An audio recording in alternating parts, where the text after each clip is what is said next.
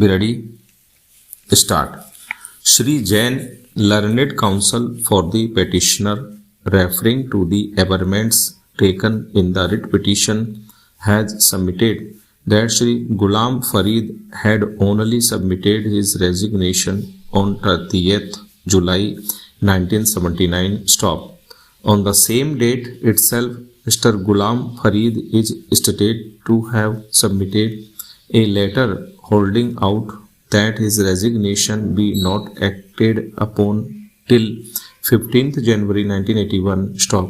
He submits that the resignation was ultimately accepted by the management on 27th January 1981. Stop.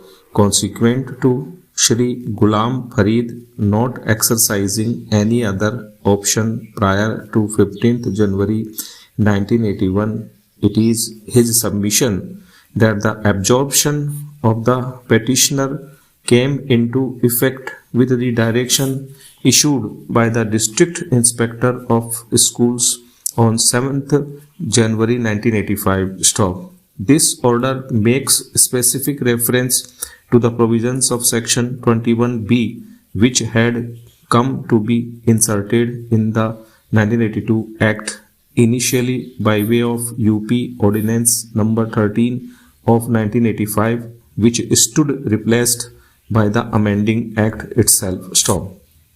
Sri Jain submits that no facts were concealed from the District Inspector of Schools.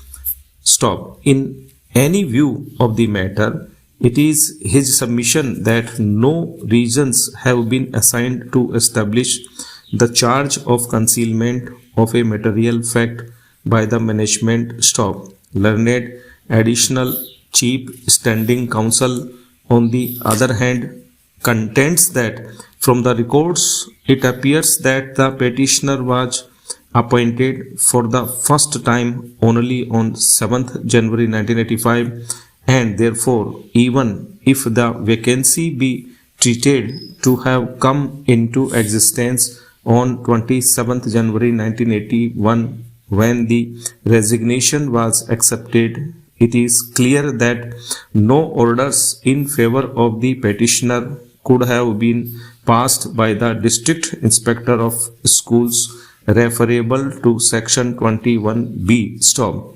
The learned Additional Chief Standing Counsel in addition reiterates the objection taken in the impugned order, which rests upon the provisions of Regulation 20 comprised in Chapter 3rd of the regulations framed under the 1921 Act. Stop. Here, having heard learned counsel for parties, this court finds that the pleadings which have been taken in the writ petition and which details the circumstances surrounding the resignation of Farid have not been traversed by the state. Stop. While the order impugned does refer to concealment of fact, what facts were actually concealed from the District Inspector of Schools and which would have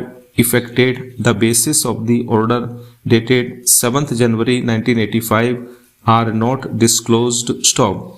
Even the affidavit filed the state respondents in these proceedings do not detail the facts which, according to the respondents, were concealed by the Committee of Management. Stop.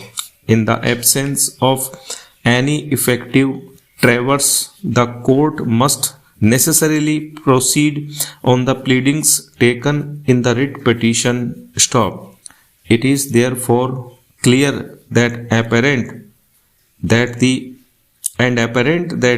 resignation of Mr. Ghulam Farid was accepted by the management only on 27th January 1981. Stop.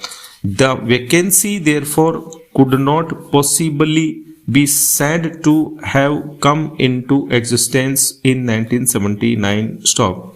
It is not the case of the respondent that the letter of resignation submitted by Shri Farid in 1979 came into effect immediately. Stop. Here, insofar as the order of the District Inspector of Schools dated 7th January 1983 is concerned, a bare reading of the said order clearly establishes that it is not an order of appointment but an order of absorption made with reference to section 21B of the 1982 Act. Stop. This order of absorption presupposes and is based upon the petitioner having worked as a reserve pool teacher between the period 9th January 1978 and 19th January 1978. Stop.